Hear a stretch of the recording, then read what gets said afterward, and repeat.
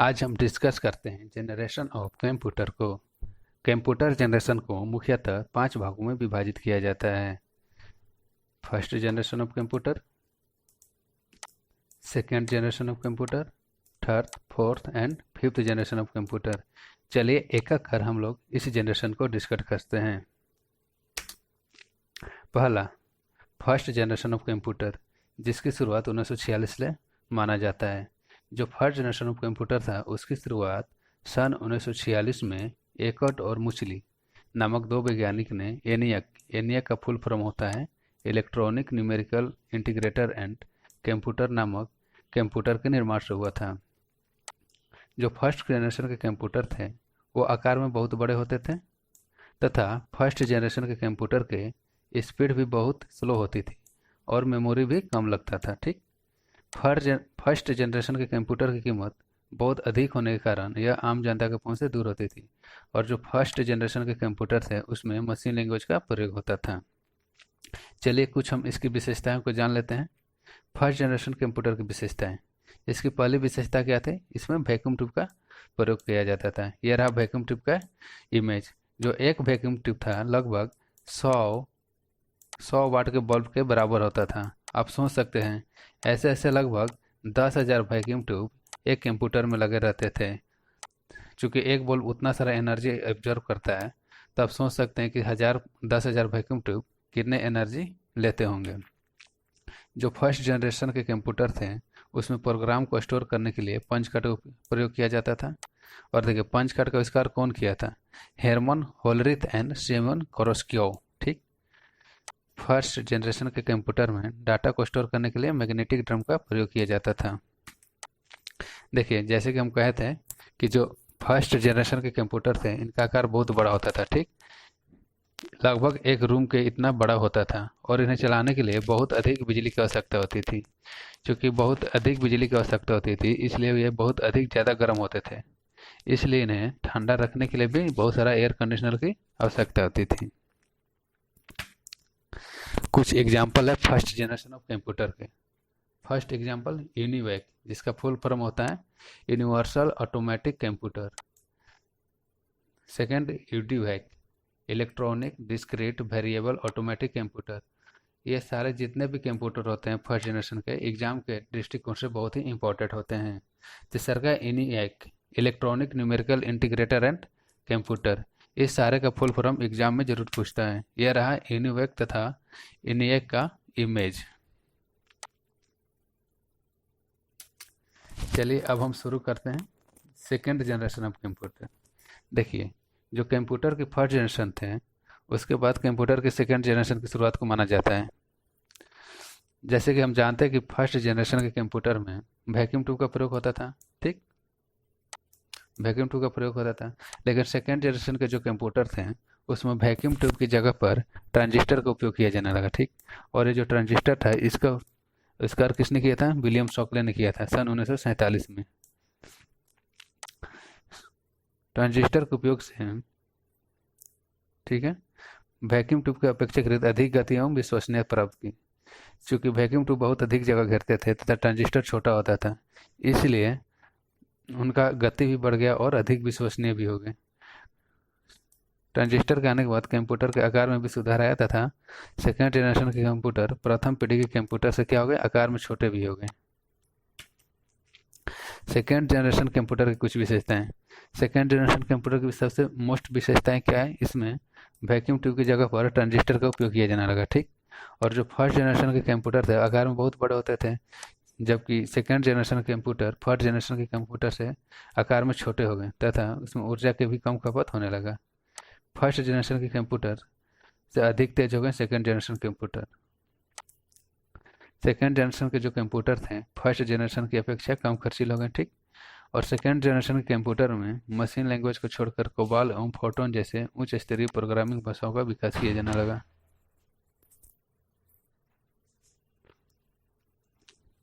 Second generation में storage के लिए स्टोरेज डिवाइस, प्रिंटर एवं ऑपरेटिंग सिस्टम आदि का भी प्रयोग। चलिए हम लोग शुरू करते हैं कंप्यूटर के थर्ड जनरेशन के बारे में। देखिए जो कंप्यूटर का थर्ड जनरेशन था उसकी शुरुआत 1964 से लेकर 1971 तक मानी जाती है।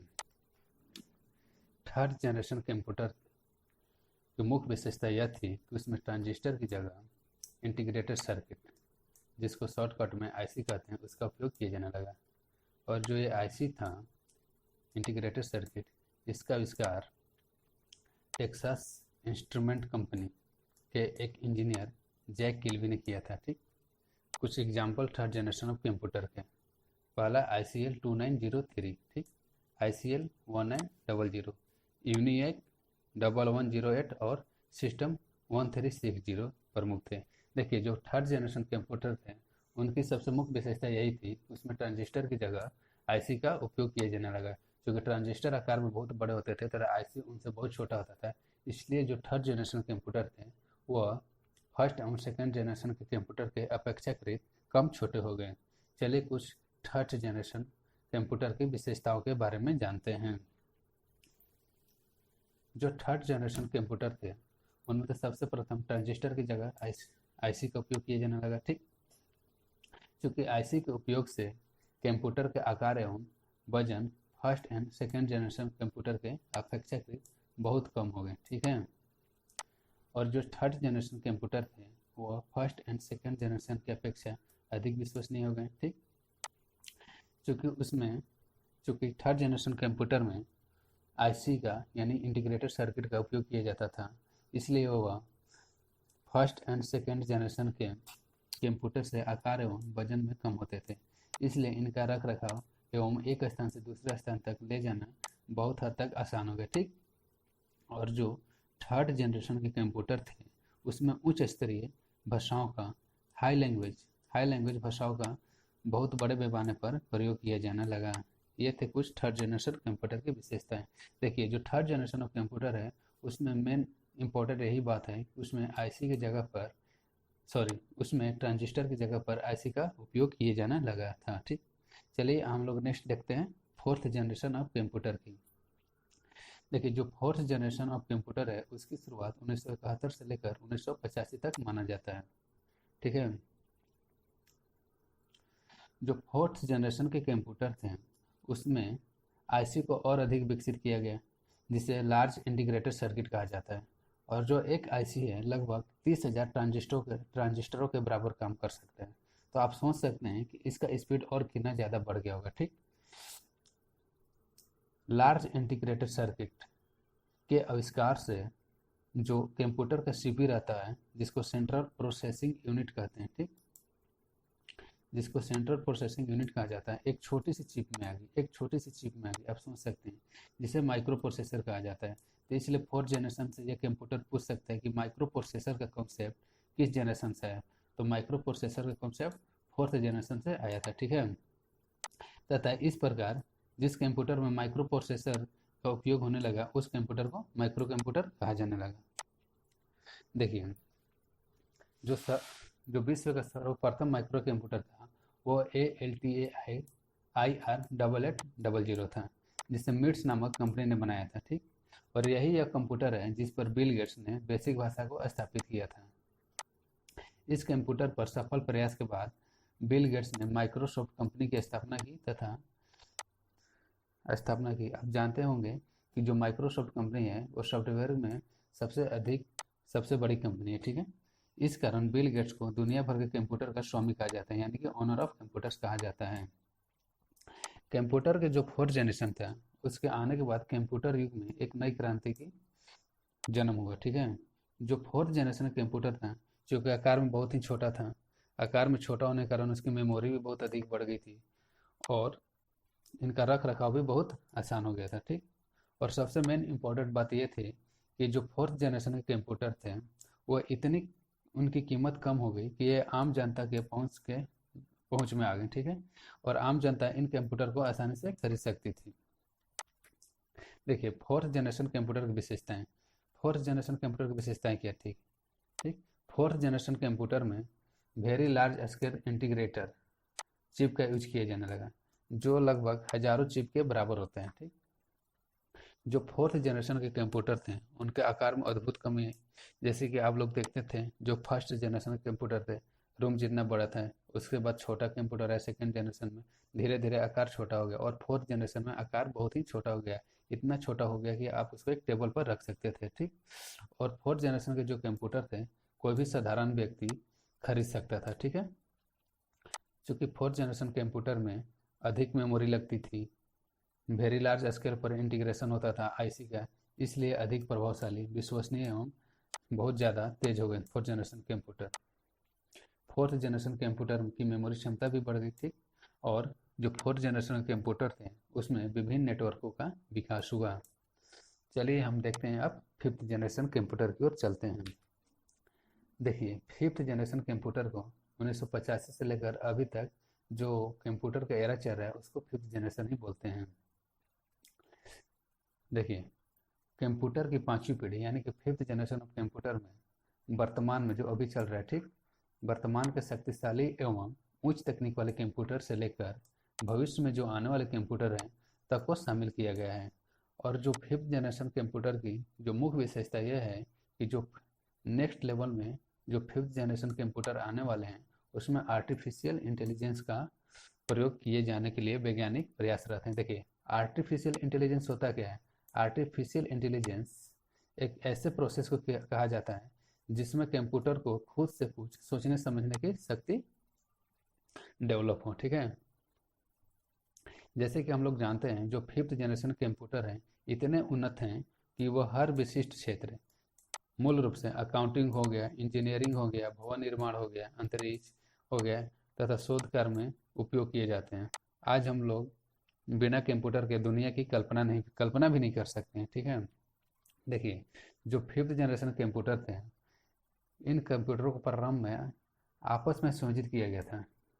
किस लिए किया गया था? ताकि डेटा तथा सूचना के आपस में साझेदारी तथा आदान प्रदान हो सके। फिफ्थ जनरेशन के कंप्यूटर में नए इंटीग्रेटेड सर्किट जिसे ultra large scale integrated circuit कहते हैं तथा very large scale integrated circuit का प्रयोग किए जाने लगा, ठीक। इसके प्रयोग से क्या हुआ? जो कंप्यूटर की स्पीड था और भी बढ़ गया, ठीक है। जो फिफ्थ जनरेशन के कंप्यूटर थे उसको प्रतिदिन इसके आकार को घटाने का प्रयास किया जा रहा है, ठीक है।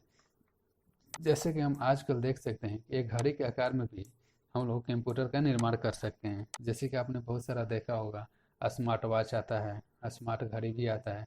इस टाइप के कंप्यूटर को हम लोग घड़ी के आकार में भी आज हम लोग बना चुके हैं, ठीक है।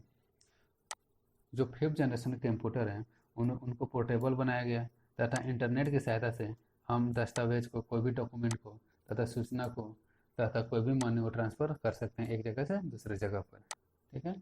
देखिए फिफ्थ जनरेशन ऑफ कंप्यूटर की विशेषताएं क्या है यानी कि लक्षण क्या हो सकते हैं। पहला, कंप्यूटरों के विभिन्न आकार, ठीक है, डिफरेंट साइज ऑफ कंप्यूटर। आवश्यकता अनुसार कंप्यूटर का आकार और संरचना को तैयार किया जाता है, ठीक है।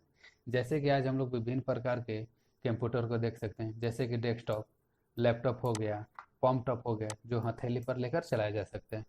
दूसरा हो गया इंटरनेट। आजकल हम लोग सभी लोग आजकल इंटरनेट का उपयोग करते हैं। इंटरनेट एक्चुअली होता क्या है? जो इंटरनेट होता है सारा विश्व को एक एक दूसरे कंप्यूटर से जुड़ा रहता है, ठीक है।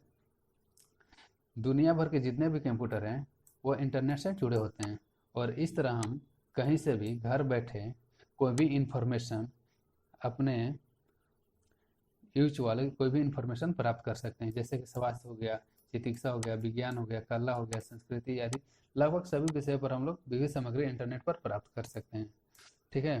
मल्टीमीडिया हो गया, हम लोग आज के कंप्यूटर में साउंड सुन सकते हैं, ग्राफिक देख सकते हैं, वीडियो देख सकते हैं, कोई भी चीज़ को पढ़ सकते हैं। इसको सम्मिलित रूप से मल्टीमीडिया कहते हैं जो कि फिफ्थ जनरेशन कंप्यूटर में विकास हुआ है, ठीक है। और क्या कर सकते हैं फिफ्थ जनरेशन कंप्यूटर में? देखिए फिफ्थ जनरेशन कंप्यूटर में तकनीक रोज नए नए तकनीक विकसित हो रहे हैं जिसके कारण इनके लिए अनुप्रयोग तथा फिल्म निर्माण, यातायात नियंत्रण, उद्योग, व्यापार आदि शोध के क्षेत्र में हम लोग फिफ्थ जनरेशन कंप्यूटर का उपयोग कर सकते हैं। ये रहा हम लोगों का जनरेशन ऑफ कंप्यूटर। अब नेक्स्ट चैप्टर में हम लोग जनरेशन ऑफ कंप्यूटर से कुछ ऑब्जेक्टिव लगा लेंगे, ठीक है दोस्तों। चलिए देखने के लिए शुक्रिया, थैंक्स। अगर आपको वीडियो अच्छा लगे तो लाइक कर दीजिए, शेयर कर दीजिए और सब्सक्राइब कर दीजिए। ये मेरा पहला वीडियो था और अगर आपको कोई सुझाव है तो प्लीज़ आप हमें सुझाव प्रदान करें। होने लगा।